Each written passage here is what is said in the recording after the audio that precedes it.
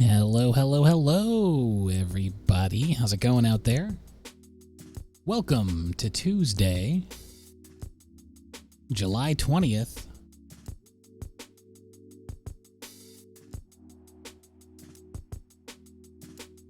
How y'all doing?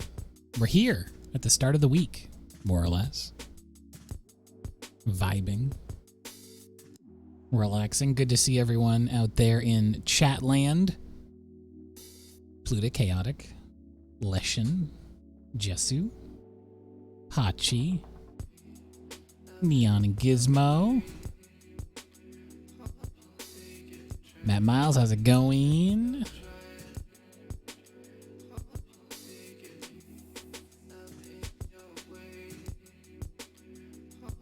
Gamma Queen, Blue Witching, Rod, hi, hello, hi, CO, how's it going?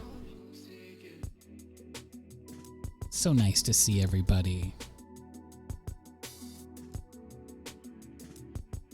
I see some new folks in the chat here today. Hi, how's it going? Hope you're well. We are just about ready to get rolling here. A couple minutes left until official start, so I can switch it on over to the overhead cam. There we go. We got a super fun one for today. I've been trying lately to challenge myself with the subjects that I pick. So today we're going to do something that's slightly architectural, although I'm going to try to put a bit of an impressionistic bent to it. We'll see how it goes. But it should be a really fun sketch. I should make sure that I have my ruler because I will need it for some sections.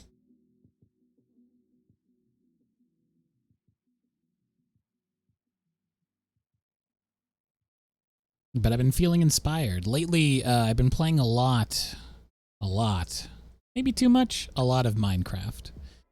And one of the big projects that I'm currently working on is this large, sort of old school Japanese style castle. And it's been taking a very long time to build. I think I'm like 3/4 of the way through. And it's been very, very fun. Very challenging, very fun. So I thought today I would paint an actual Japanese castle, Osaka Castle specifically, and see if I can capture some of the actual majesty of one of those castles. They're very ornate.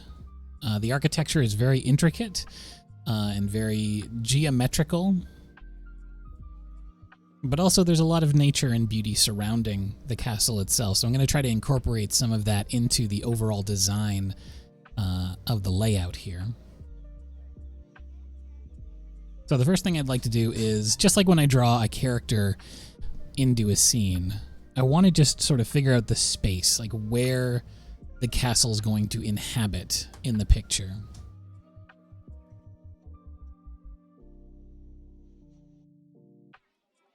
So I'm going to go over to my reference. I went to Picrepo and I grabbed a reference of Osaka Castle. If you are on the Discord, or if you'd like to join the Discord, exclamation Discord in chat if you want to do that, you can see the reference that I posted in the art references section. And it's kind of a distant shot because I wanted to capture a lot of the foliage around the castle. In the reference that I picked, it's a sort of, looks like late year, maybe early winter or late fall. So a lot of the trees are bare, but I'm using sort of other pictures just from around the web to try and figure out. Oh, here we go. Bear squad, bear squad. Bear squad, bear squad. Thank you so much, Ramens. 6 months, half a year now. So I'm going to try to fill out the foliage. I want more of a summertime look. And some of these trees, they don't really change too much. Some of the pines and things like that, they still look green no matter what time of year it is. But some of these other trees, the maple, I want those to look full and green and very summertimey.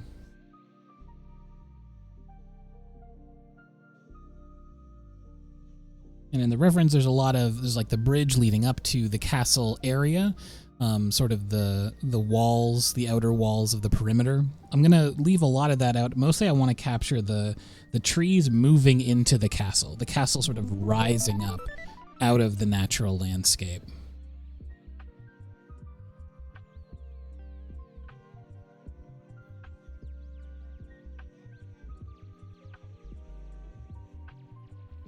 I'm going to push up where the castle is in the composition and have it back here.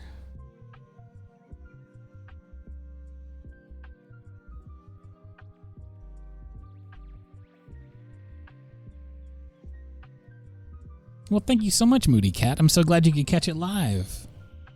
Good to have you here.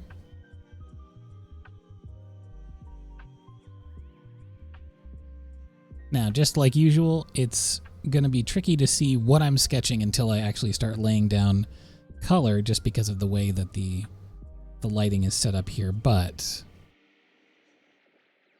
it will all definitely start coming together very soon. So I'm kind of mapping out the levels of the castle. Maybe if I zoom in a little bit, just take it in a little.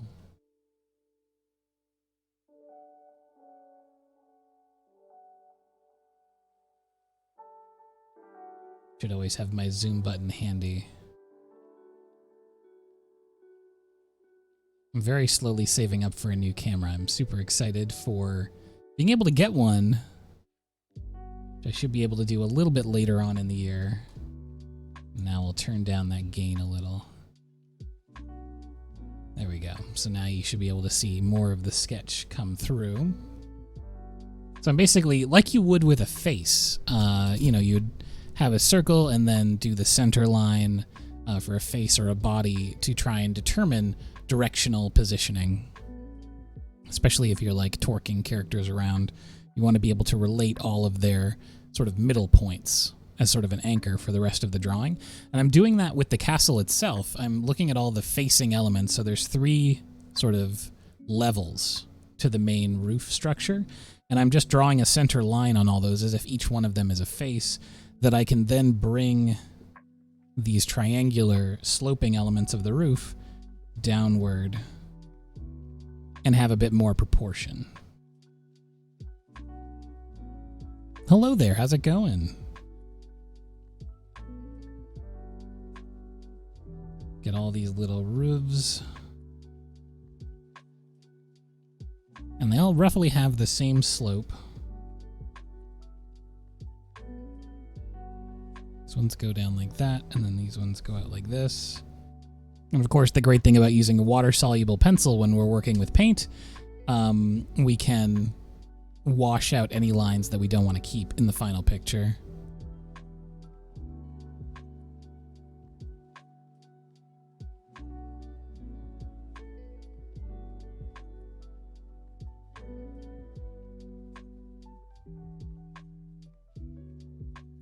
Buildings are incredibly hard. I have an absolute struggle with them, which is one of the reasons I wanted to do this, because lately I've been trying to challenge myself to do the things that scare me. Because I know that sooner or later, I'll be called upon to do those things, like for work. So I want to be ready when that time comes and not, trying to scramble to catch up to some level. So I'm sort of eyeballing a lot of the straight lines so far. And basically just using anchor points for my visual reference. So I see things like the roof slope here, and I know that that then goes straight down and lines up approximately with the balcony down below. And if I just keep using those balancing points for myself, I'll be able to make everything look proportional.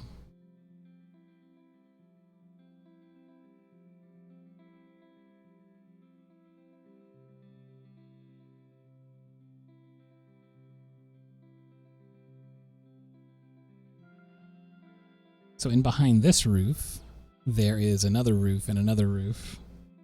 So this is where things start getting more complex. So up here we've got balconies that go in and out. And then on this side we have perspective. Now instead of drawing the details in perspective, what I want to do is fill out big blocks, kind of the base polygons that the whole castle is made of, because then I can build the faces out on those sides. And not, start making like a tiny little roof detail, and then it's completely out of proportion with the next one down. Instead, we'll just draw the big block shape. And we'll use that as our reference point. Because we don't want to lose the scope and scale and size of the castle.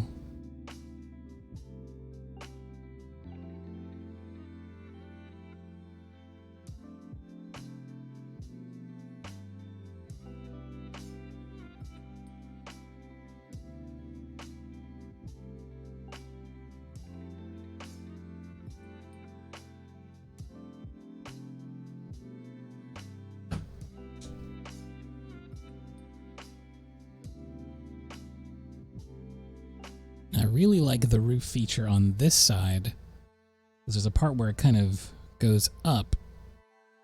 It's like kind of a little side crook.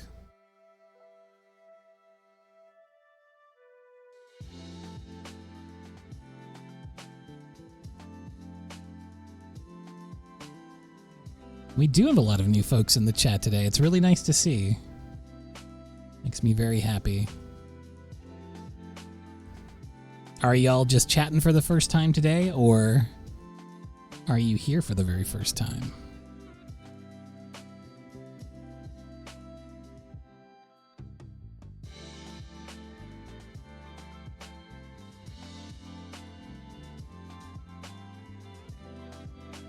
Now we have a similar crook situation here going down on this side of the castle. So first I want to draw the roof that goes behind.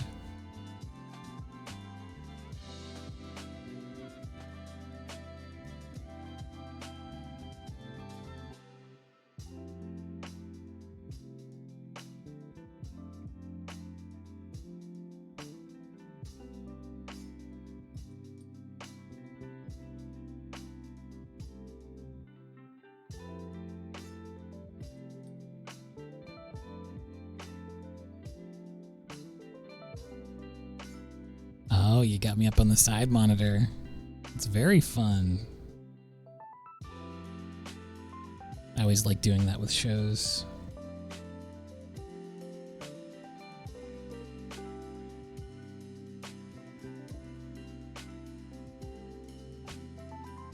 Now at this distance and this scale, I don't want to fiddle too much with the details, mostly because I know that with this pencil, a lot of those things are going to wash away.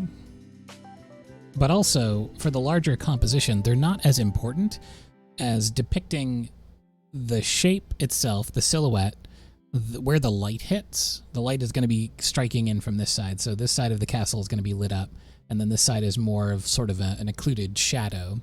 And then the foliage around the castle, kind of creating this beautiful frame. I'm even going to start including those in the sketch now. There's going to be a lot of different types of trees around the castle here.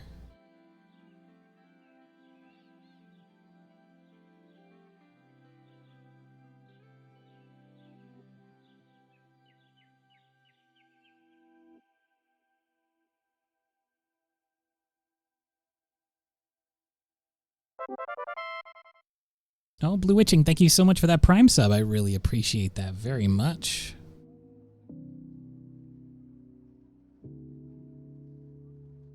Try to get in some of these little windows.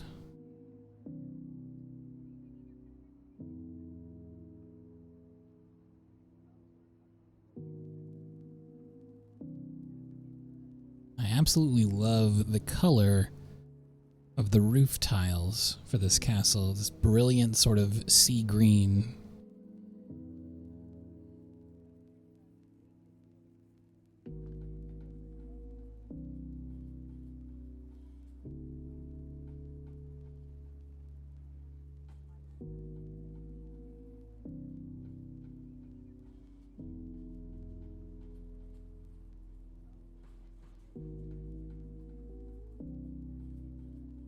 Again, working in very simple shapes, very, very simple shapes to start.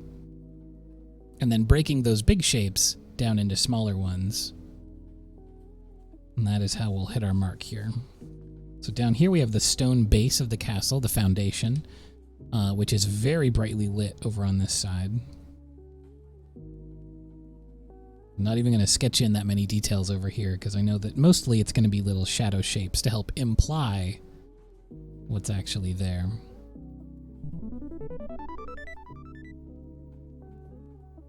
And then down here we've got more foliage.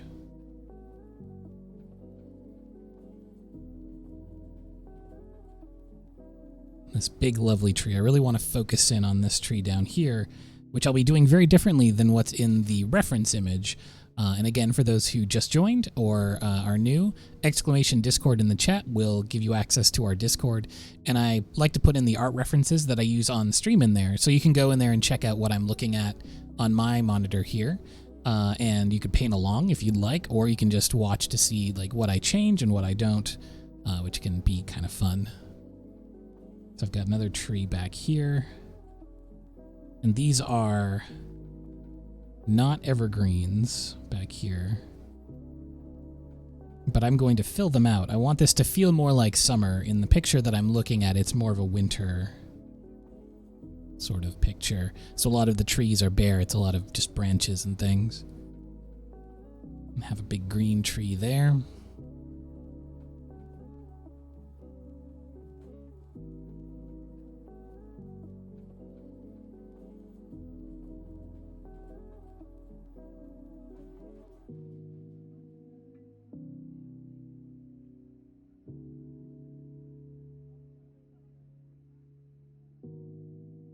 Beautiful.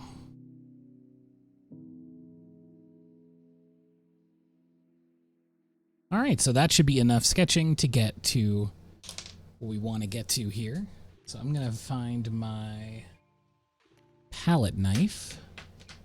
I'm going to go ahead and put some colors from my palette. I've got the Artex Jelly Gouache here. So I'm going to grab some colors and plop those over here on my palette paper. It's really nice doing a vertical picture. I don't do too many of them. Certainly not as many as I do horizontal. I'm a big horizontal painting guy. I love a panorama. As soon as I'm able to get out to the art store and get some acrylics, I'll be doing some panoramic landscapes on canvas, which is something I haven't done in a very long time. And those will be very big paintings. I'm going to have to put the camera way, way up. Luckily, my camera's on an arm. I just bumped into it, sorry. But I can raise and lower it. So usually it's pretty close down. It's like about 2 feet up from the picture right now, but I can raise it all the way up to the ceiling. So you'll be able to see the full desk and the full canvas for those, which will be really exciting. So I'm going to grab a little bit of red. Now there's not a ton of red in the photograph here, but the great thing about red is it is opposite on the color wheel from green, and there are going to be some greens that I would like to deepen and desaturate a little bit. So I can use the reds to kind of offset those greens. Now I'm going to be pulling in a bunch of medium green. And this one here, which is more of like a yellow medium. Do I have to duck around the camera arm? I used to have to. I used to have a clamp camera arm that would attach to the desk down here, like on the bottom lip, and then it would sort of crane up right in front over top, and I would have to reach around in order to paint, and it was very cumbersome. I used that for years and years, and only recently I bought it's the kind of boom arm that you would use for like studio lighting. So it just has a long arm on a big tripod, like a big tall tripod. And it's working out very, very well. It feels kind of silly to have like this elaborate a setup for just a webcam, but this year, by the end of the year, I'm planning to upgrade my camera, which is going to be a mirrorless, like a bigger camera that can capture a much higher quality image and also be able to zoom with a lens instead of digital zoom. And so when I get that, I need something heavy duty because, you know, it's gonna need quite an offset.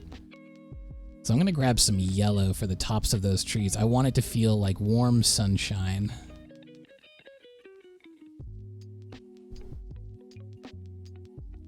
And a little bit of golden.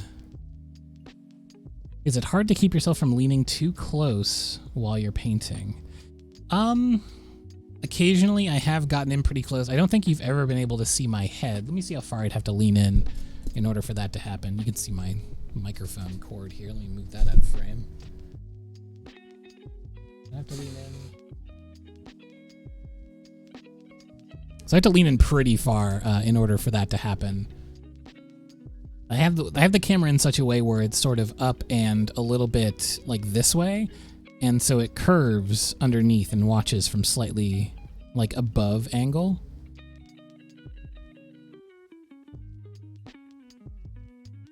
I'm gonna get some yellow ochre here for those earthy tones.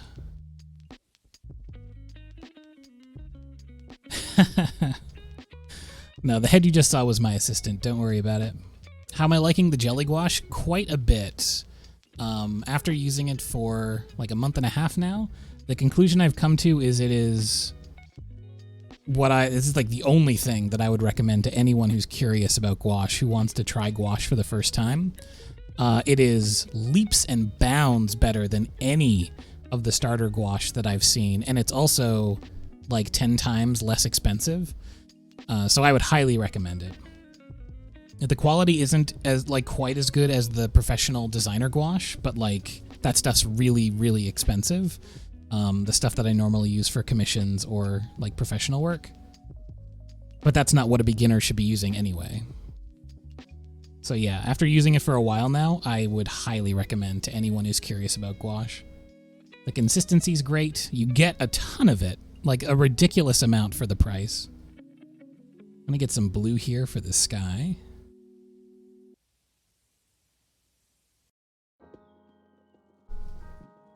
And I'm gonna get some white.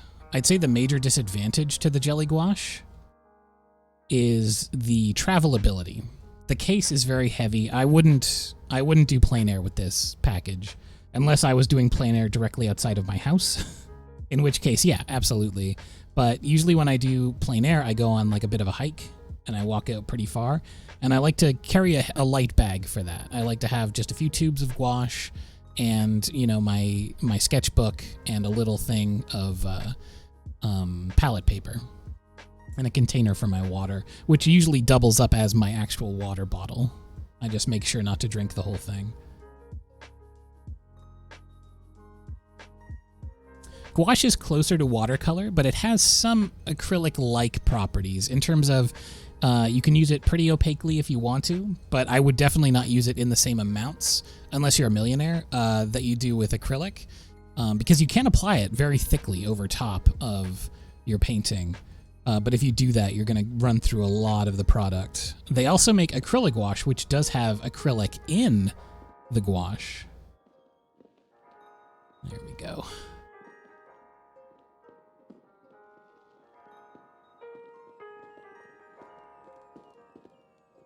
All right.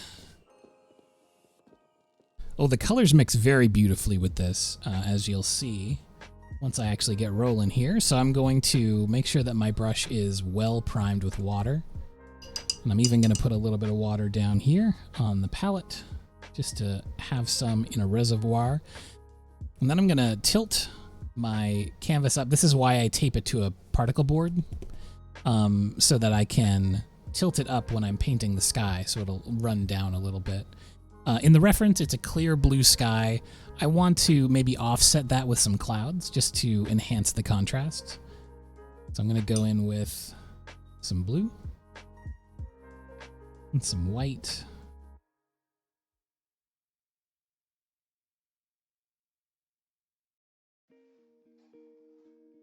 Hello, hello, it's going well. How you doing?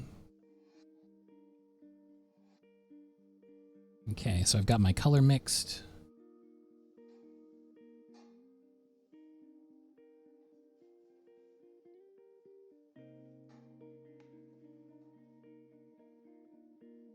I'm just going to get some clean water on another brush. I'm just going to wet the sky area here. Oh, looks like I had a little bit of green in that brush. That's okay. We're going to be coloring all of this with blue anyway, so it doesn't matter. I bet I was using this one for trees. And we want to sort of paint around the object. We don't have to be super precise, but just kind of paint around. Mostly we're just looking for a layer of water that our sky color can flow through easily.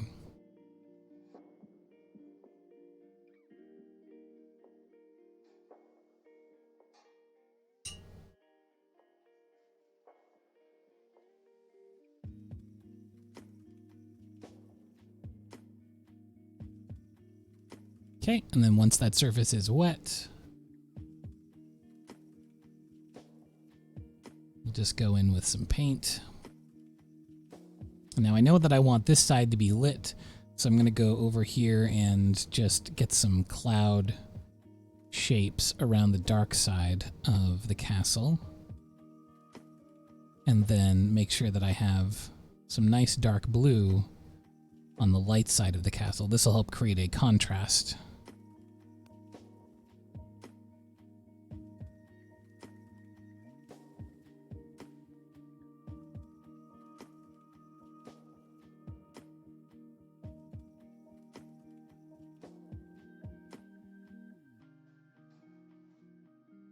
Grab a little bit of red and some more white.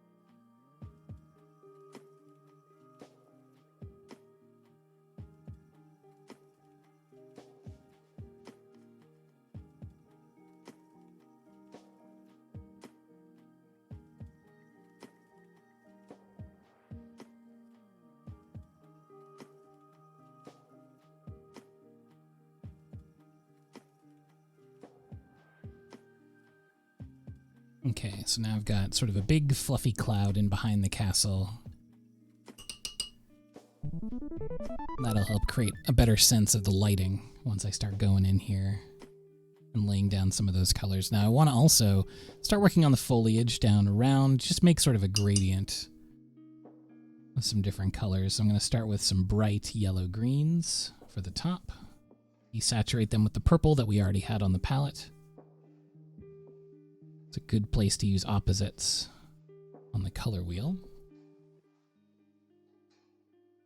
I'm going to mix up into that sky color so that I can make more of a seamless blend between the two.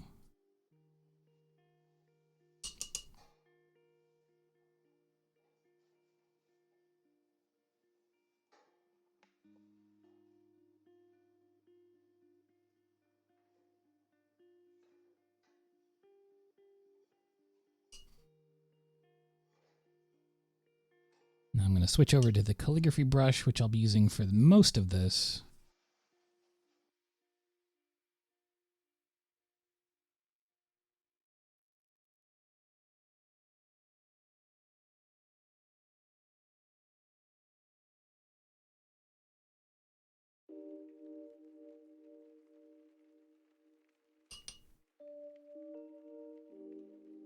Oh wow, you've been to Osaka Castle? That's so cool. I'd really like to go.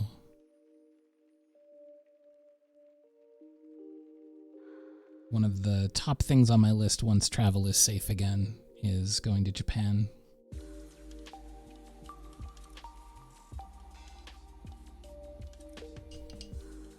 Now to make a little gradient on the bottom of this, I want it to feel kind of like it's fading into a white mist.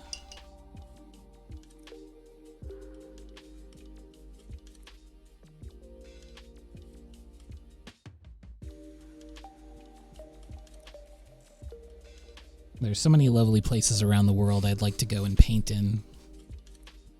Japan, Iceland, Scotland. Lots of opportunities around the world for some beautiful paintings and studies.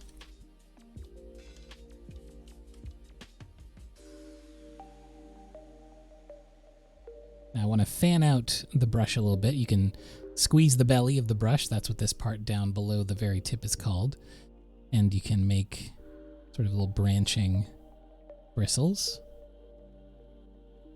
And we can use that to get more natural brush shapes, or tree shapes. I was like, what are those things called? What's a land brush called?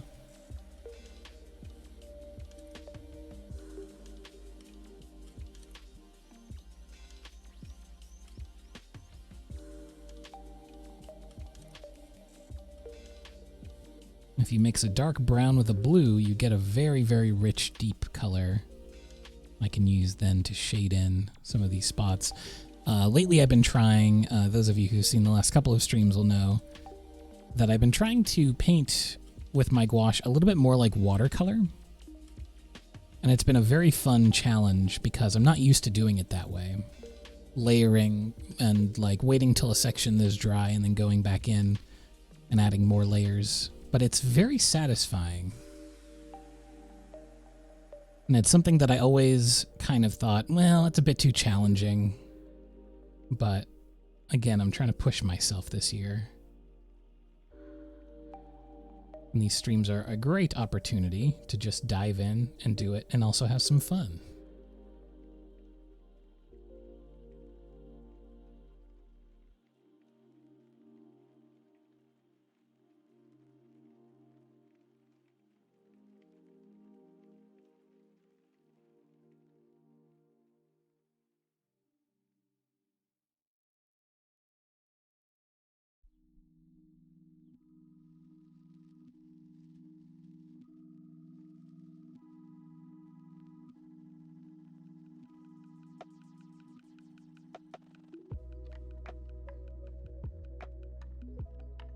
A big dream of mine for a while in terms of going international and painting has been like asking local tourism boards of different countries if they would sponsor me to go in and paint the landscape of a country. An idea I had a very long time ago that I'd like to follow through on at some point. Because it would be a great opportunity, especially countries that have, rail systems and things like that, to just travel across the countryside by rail and stop occasionally and, paint what I see. I think it would be very, very fun. It would make for a great series.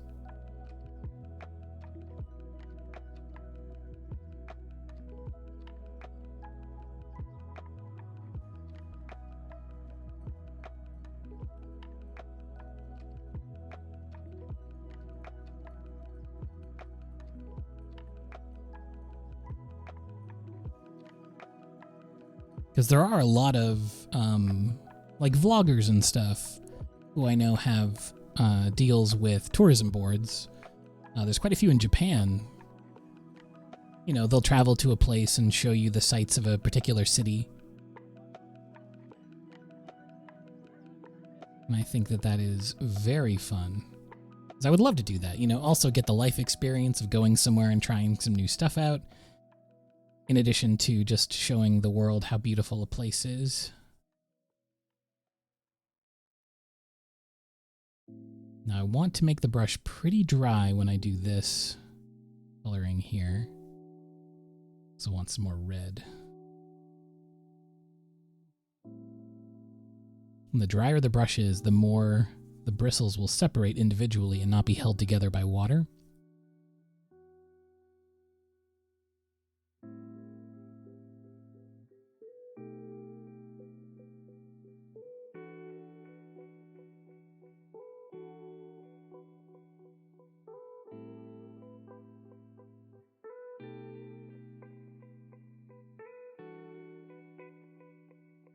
You can get kind of those individual branches, or at least the appearance of them,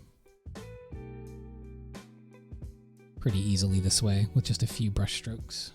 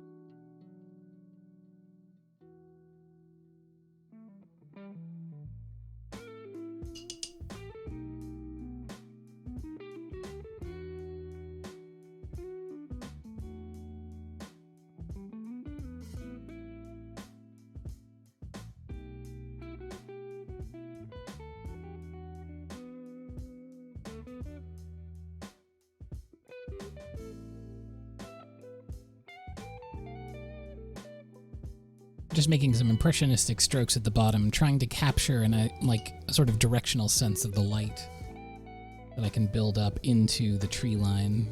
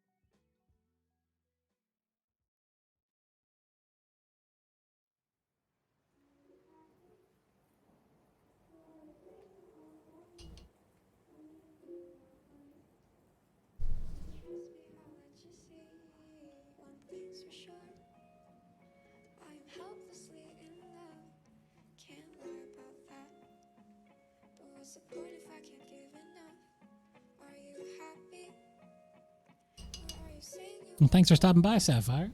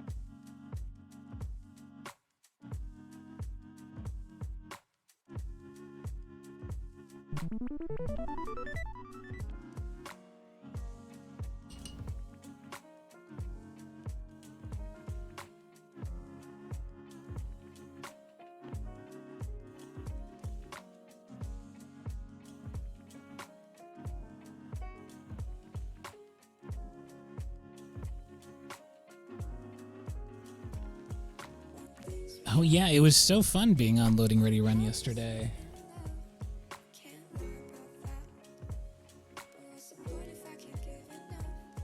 It's always nice to have another opportunity to talk about my process. Because I definitely yammer about it a lot here, but not in many other spaces. So I was really, really excited when they asked me to be on.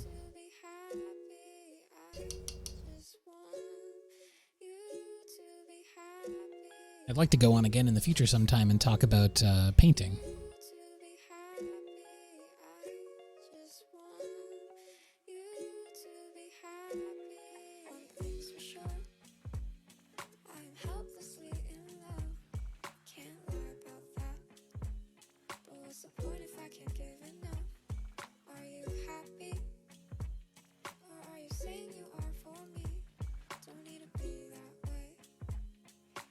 Trust me, I'll let you see one thing's for sure.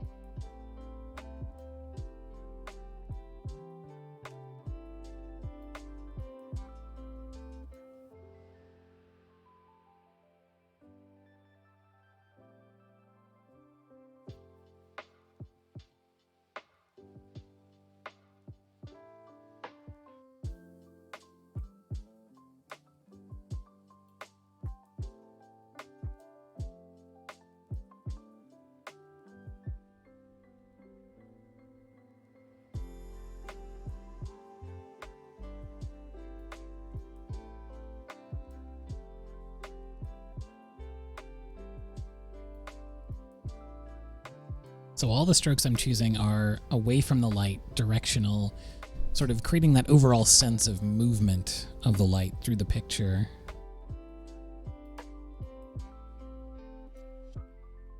Which is another thing I'm trying to sort of incorporate into my painting design, background design.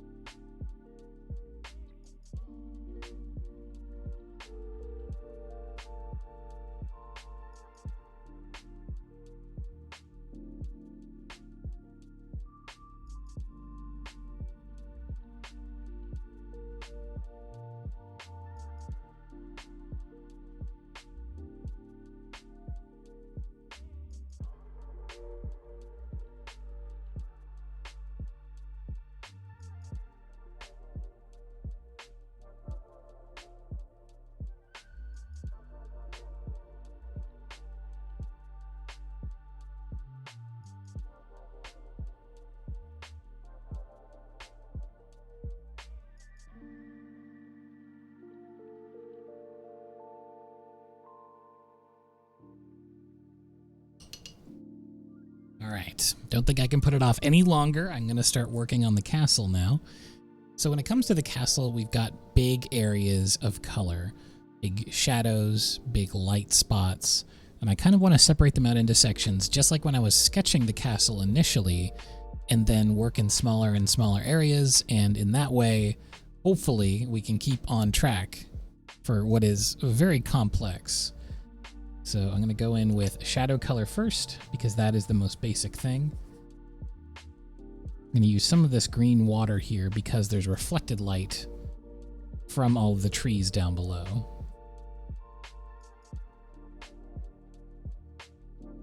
I'm going to primarily build it up with white and blue, because those are the sky colors. And I want it to be much paler than an aspect of the sky, but I want it to have that sky color in it.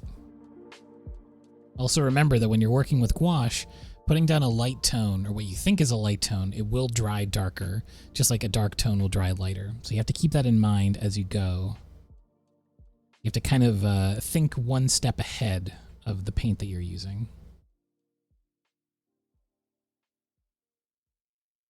Also remember that when you're laying down tone, that you can go from light to dark, and you'll never have to worry about staying in the lines.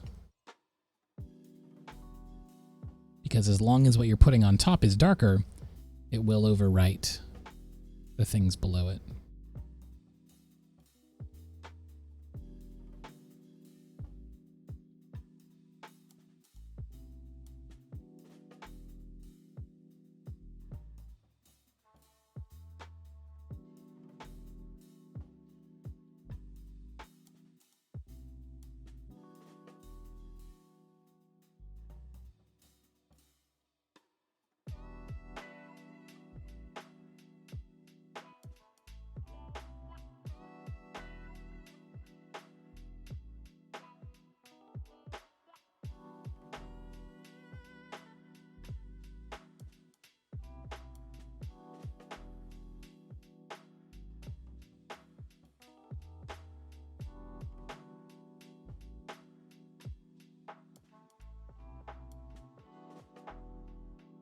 Okay, so that's our shadow area.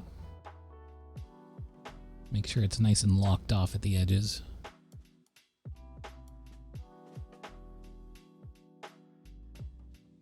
because these are the spots that are going to guide us when we're going further in. So on the sunny area, this side of the building, I know that it's being hit by a nice warm sunlight. It's very harshly hitting the side, so it's almost like some of the last light of the day. And when that happens, it gets more condensed, more orange. So it's not quite a sunset, but it's on the way. It's like late afternoon sun. So, because I know that, I can use a warm color to really enhance the feeling of it. It's not pure white light, but it has a slight yellow or orange tint, and I've got some of that golden color here on the palette, but I am going to make sure that it's nice and clean because I don't want the blue color getting into the golden because it's just going to make a dull green. So I need to clean off a nice spot here. I'm even going to double clean in the clean water side of my dish just to make sure that I'm not getting cross-contamination. We get a nice, strong golden. Now, I'm not going to cover the whole side of it with that gold. I'm going to mostly use it for the area beside where the light and the dark meet.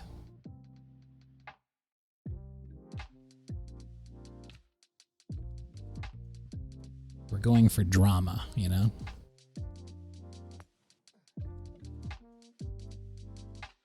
And I gotta measure, or at least take note of, how much water is in the brush as well. So it was really, really full of water, so I just dabbed it off a little bit on my drying surface over there. And down here where the stone is, it's actually, in the photograph, almost golden, like shining golden. Now in reality, the stone is pretty deep, like a shale or something like that, sort of cooler colors, a different combination of rocks, but that far back in the distance, lit that harshly, suddenly it lights up with sort of a golden pinkish hue. The same goes for the sides of all of the castle roofing tiles.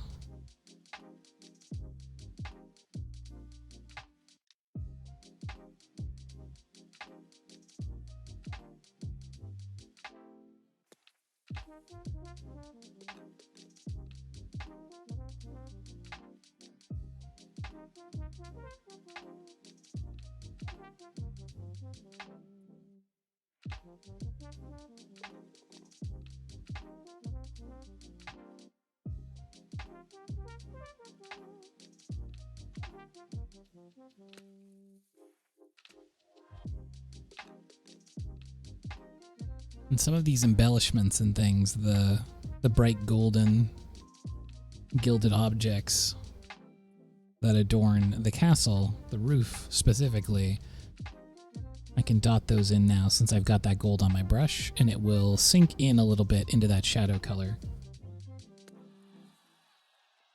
Mostly we just want it to be kind of underpainted right now. We're adding those things in that we can cut around later and make look like fine detail. Now I'm going to grab a bit of magenta into that mixture.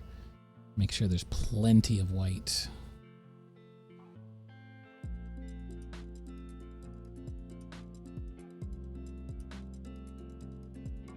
Just make it kind of a rosy color. Take some of that water out.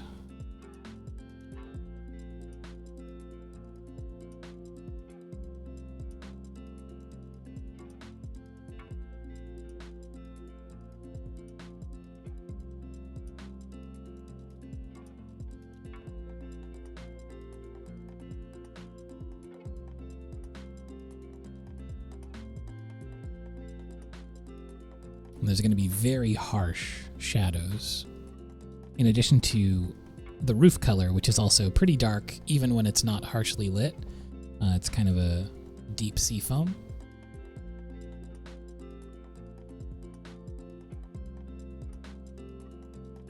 Right now we're just putting together areas where the light is shining very brightly. And then we work our way down, just like with any other object. We're just going to make it darker and darker.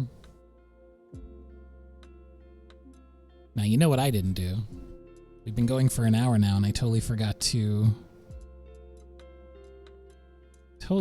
get my stretch alarm going. So we are going to take a stretch. I'm going to press the play button on that alarm. Let's go ahead and get up and shake those bones.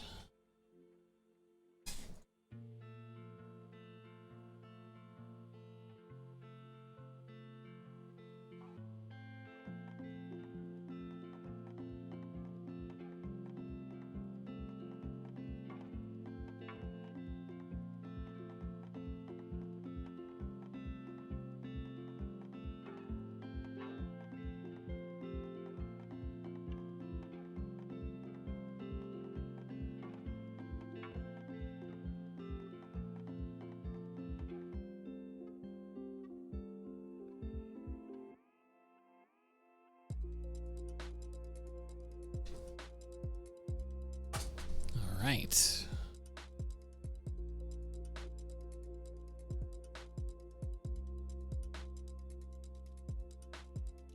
Now for the deeper colors, I'm going to put on what I perceive as each value level going downward. So the next thing I see is the roof color, especially where it's fully lit. So I'm going to go back in. I'm going to get rid of this warm color, and I'll just clean all of it while I'm here. And then we're going to build that roof color and then use most of the roof color into the shadows. They have a very similar color and value. Paper towel here.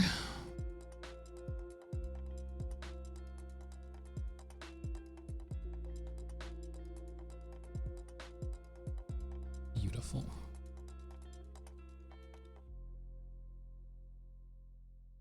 Now I'm just going to go in,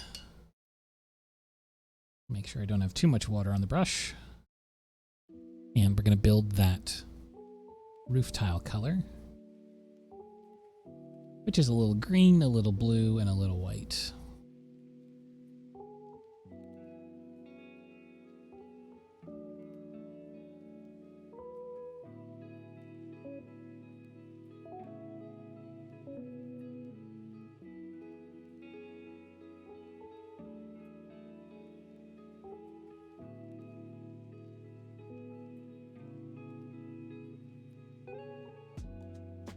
That looks about right.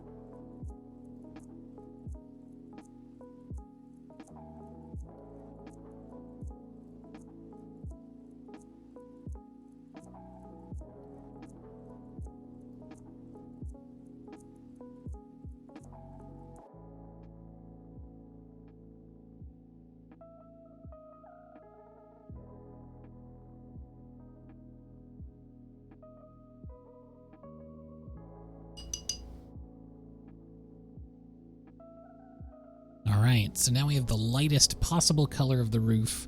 We're just going to keep sliding down that value scale. So I'm going to go ahead and grab some deeper greens. And we're going to equalize those out with some bright red to really darken them down. And deep blue as well, and some earth tone.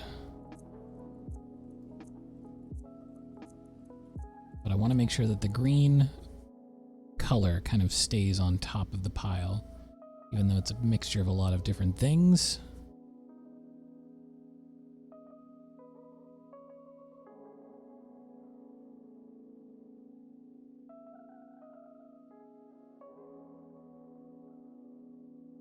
And we have to make sure that we're going in pretty precise. So I'm going to drop out a lot of the water here.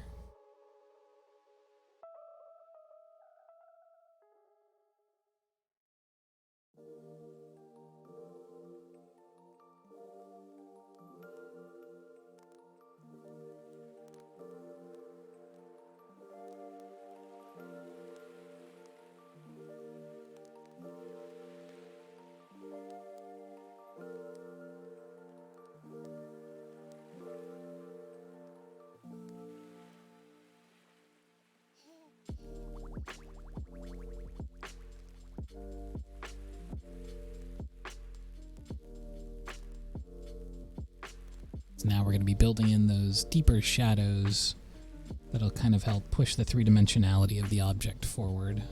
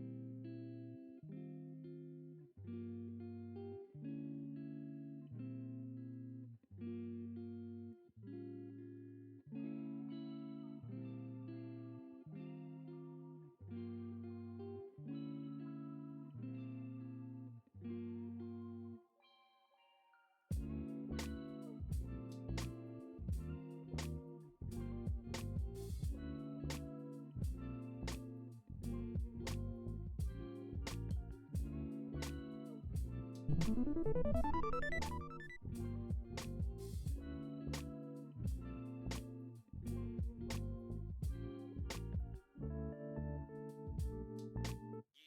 going to zoom in a little bit more just so you can see some of these details because it's getting very small.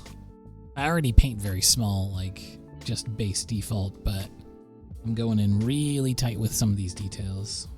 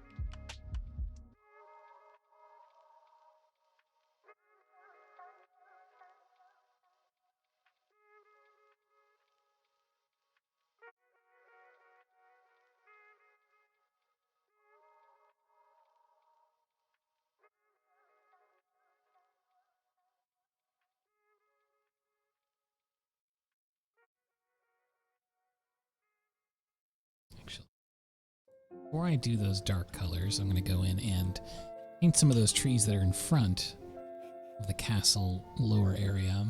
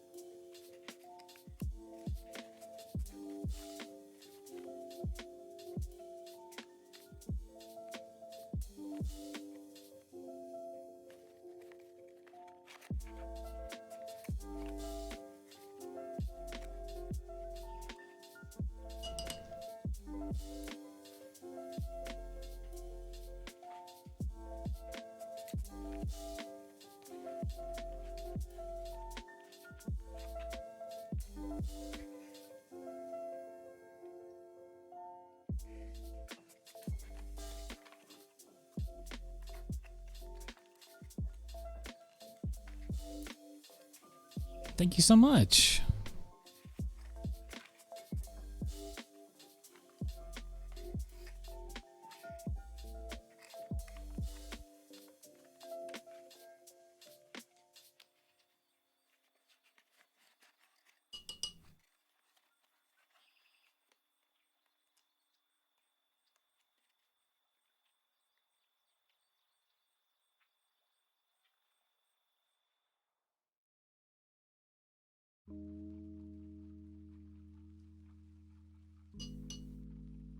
Okay, now I can go in with that dark color. So, for the base of the castle, the rocks underneath, fully encased in shadow. I'm going to go with a very, very deep color. But even that deep, I still want to offset it with a little bit of white. Because I don't want it to be a pure black.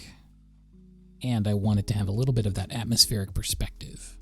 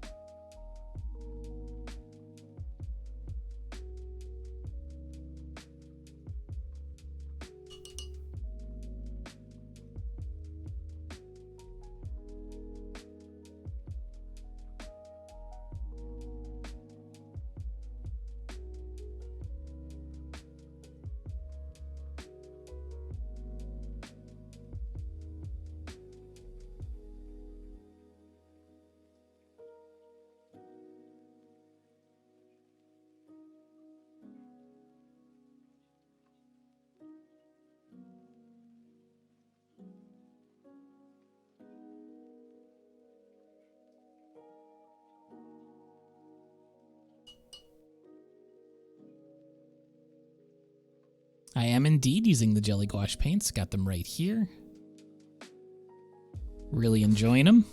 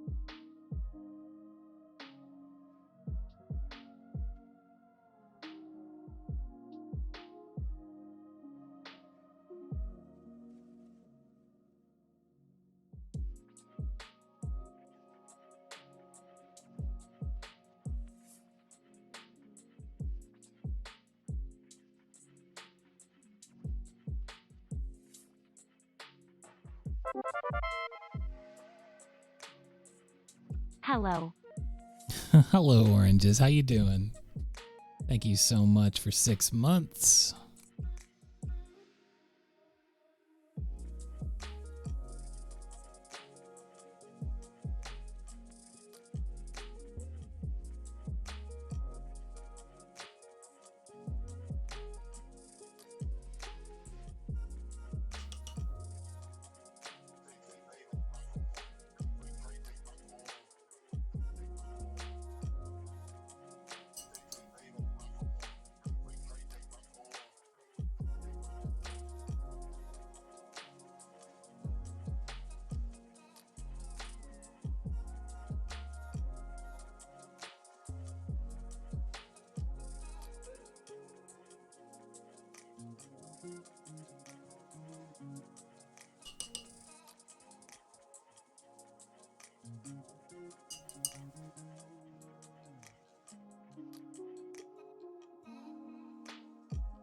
Yeah, it's really coming along.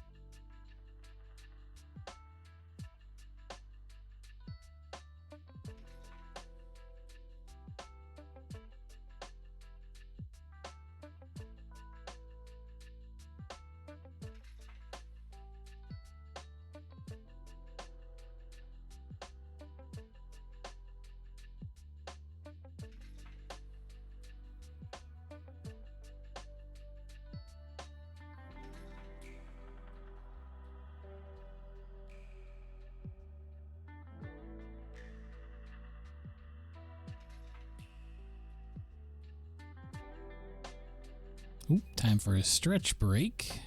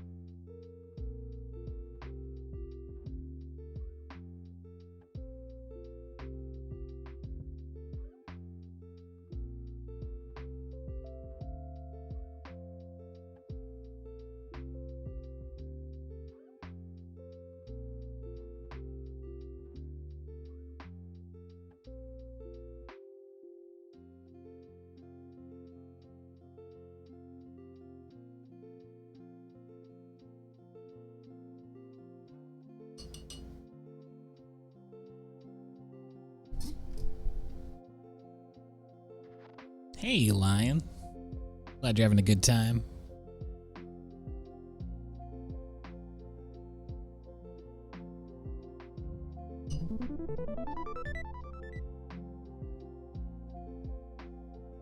Hi, CL. Good morning.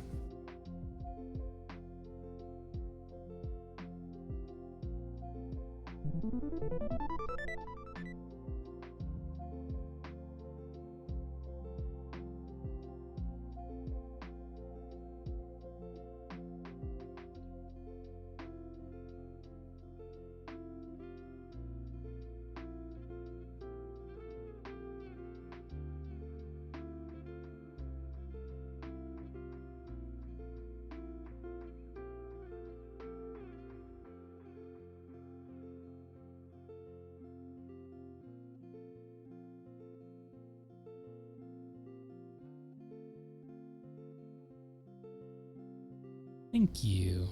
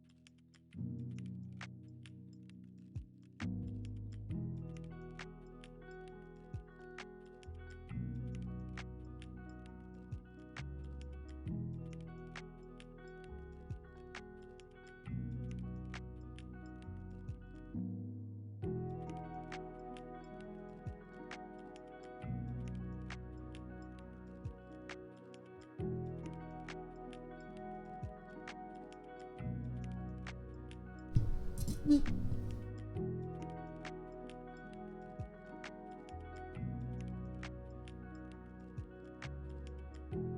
yes, there is a big community challenge. I'm going to set it at the end of this very stream, so just in a little bit here. I'm very excited about it. It's going to take 1,000,000 points.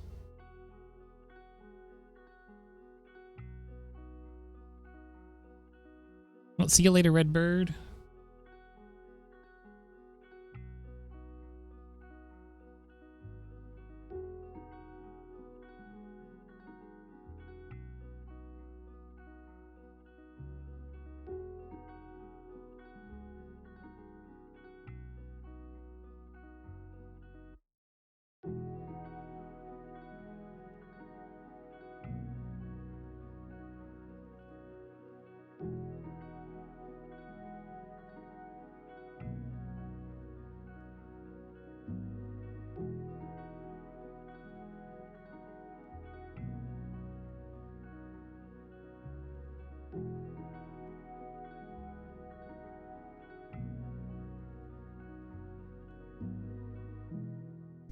Yeah, I had forgotten that the camera was set so small.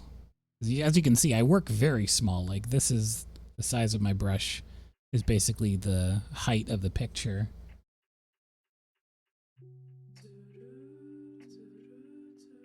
It's really fun when you can zoom out again and get the sense of the whole thing.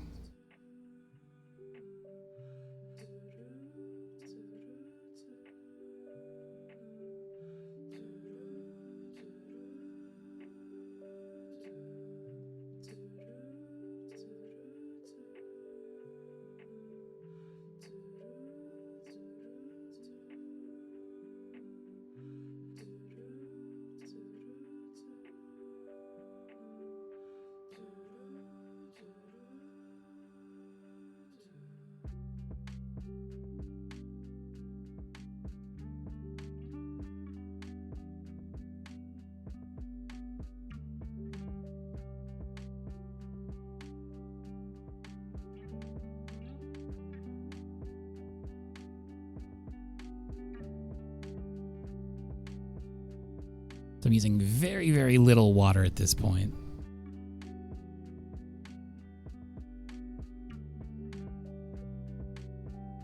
Oh, Blimshy, thank you so much for saying so.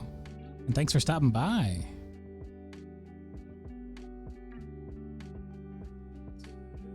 I'm glad that people have been enjoying the VODs. It's been nice putting them up on YouTube recently. I feel like it's a bit easier for folks to check them out there. A little more convenient.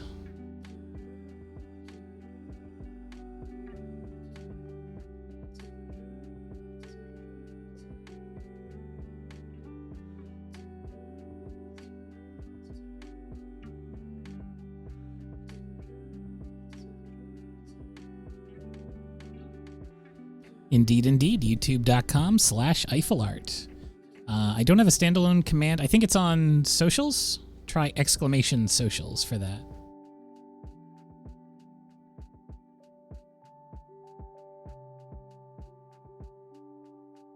There they are.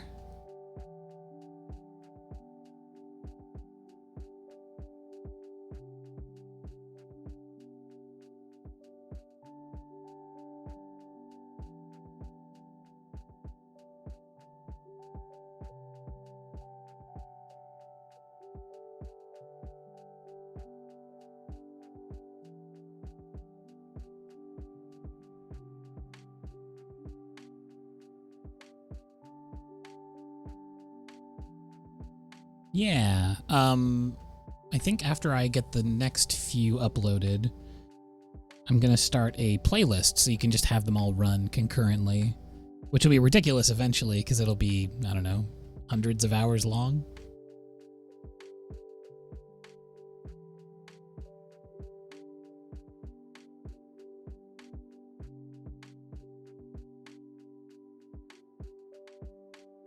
Oh, merci.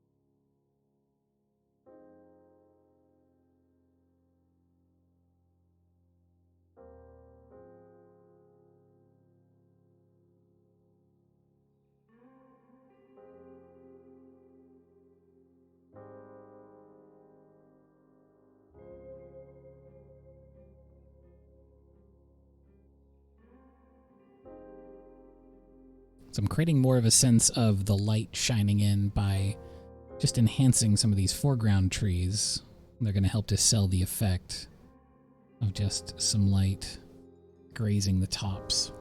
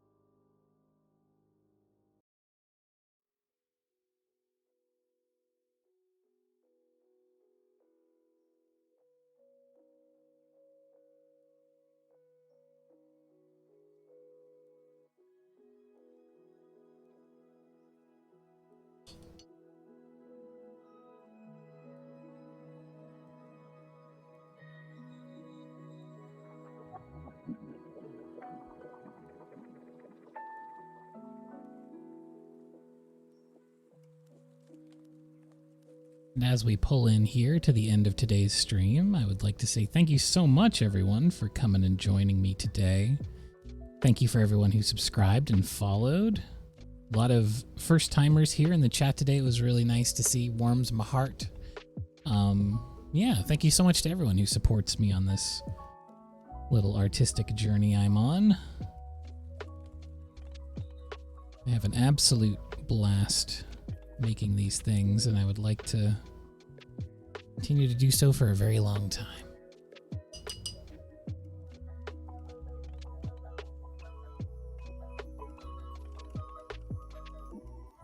I'll be back on Thursday for Copic Thursdays, the marker show where the audience picks the colors that I use, and then I get to create some illustrations based on those selections, which is always a very fun time.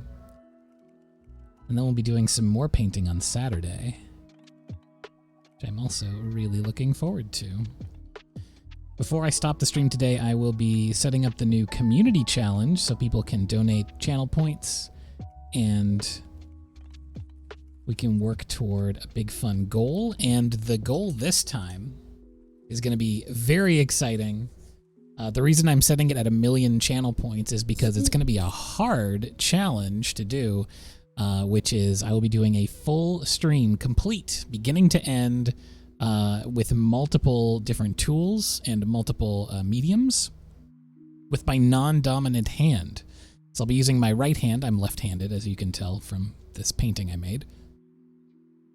And I'll have to try and figure out how to do everything flipped. With my right hand, I am terrible with. It's useless. Might as well not have it. So it's going to be bonkers wild. But I'm going to set it right now. Oops, I accidentally zoomed back in again, but that's okay. You can check out the zoom of this piece. While I go in, I want to do this live before we end here. So channel points and rewards and challenges. All right, I'm adding the new community challenge. Here we go.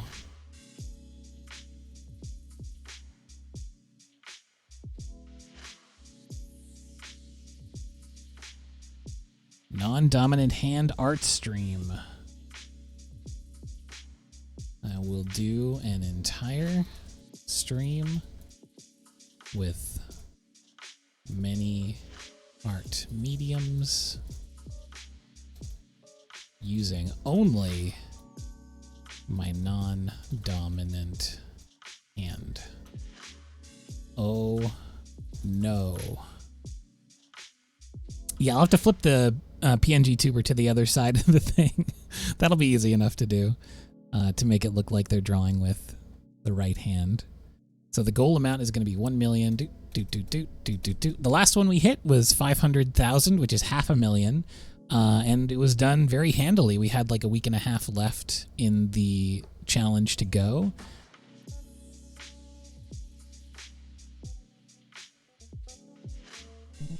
So we're going to see how it goes.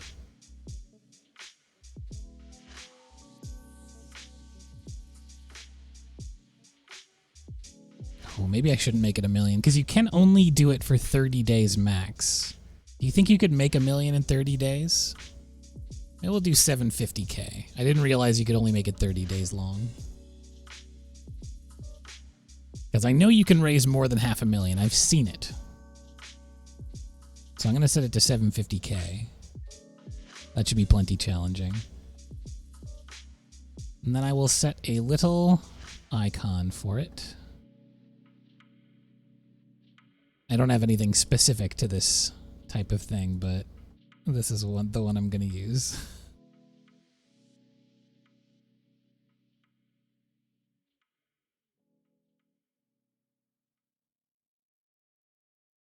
Okay.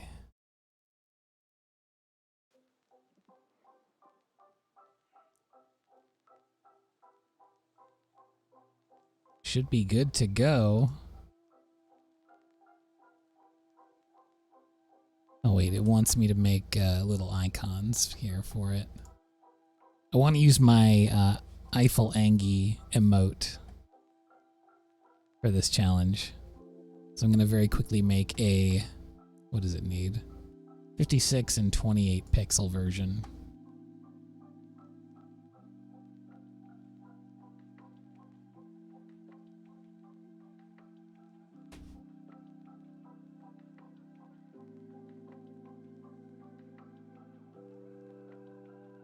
All right, here we go.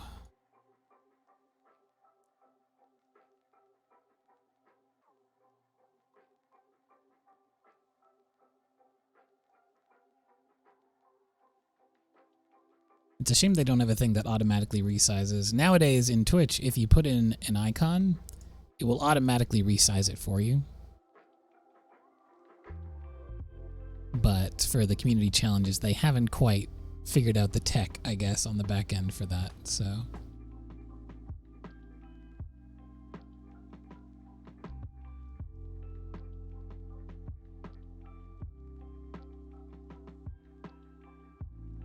And then a 28. There we go, all done.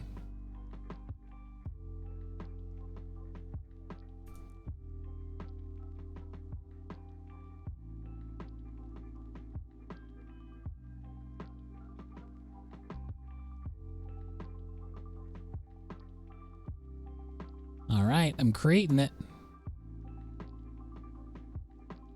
It is created. We've got 30 days on the clock to raise 750,000 channel points. So watch along, get those points, donate them in, and I will do a stream entirely with only my right hand. God help me. It's gonna be bonkers. I'm going to do my very best, and I won't, I won't go halfway on it. I'll try to make the very best art that I can make with my hand. It's going to be messy as heck. I don't even, the thought of rinsing my brushes off with my right hand. There's going to be water everywhere.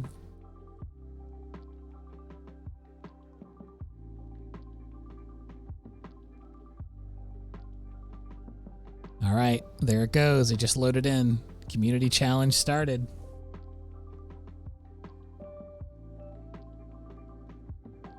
Up to 16K already. 20K.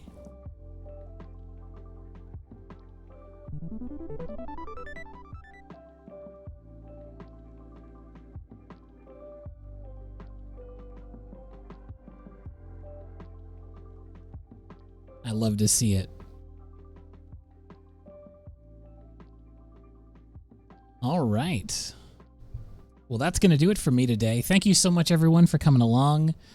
Please have a great evening / morning / whatever it is, wherever you are. I am going to send us over to Kate Gray's channel. Raid Kate. They are doing Minecraft right now,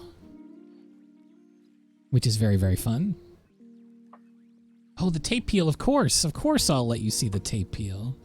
I got ahead of myself on this one. I was doing so much admin. All right, get ready for the tape peel, y'all. Get the satisfaction while you're donating those channel points in.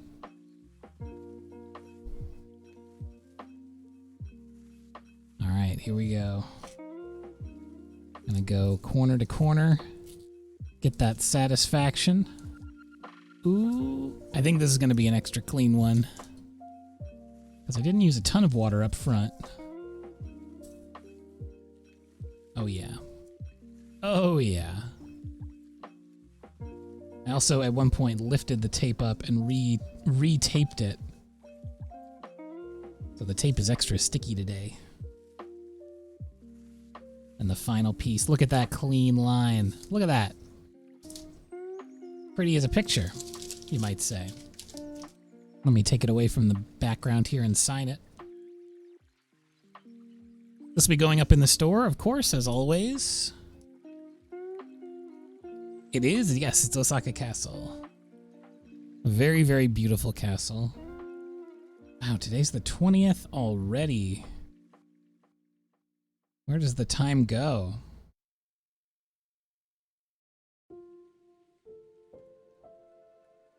All right, and I think exclamation store. Yeah, that's the one. The URL you love to see. All right, there it is. And y'all were a part of it. Thanks for coming and hanging out with me while we made it. Let's go and raid Kate's stream now. And I'll see y'all on Thursday.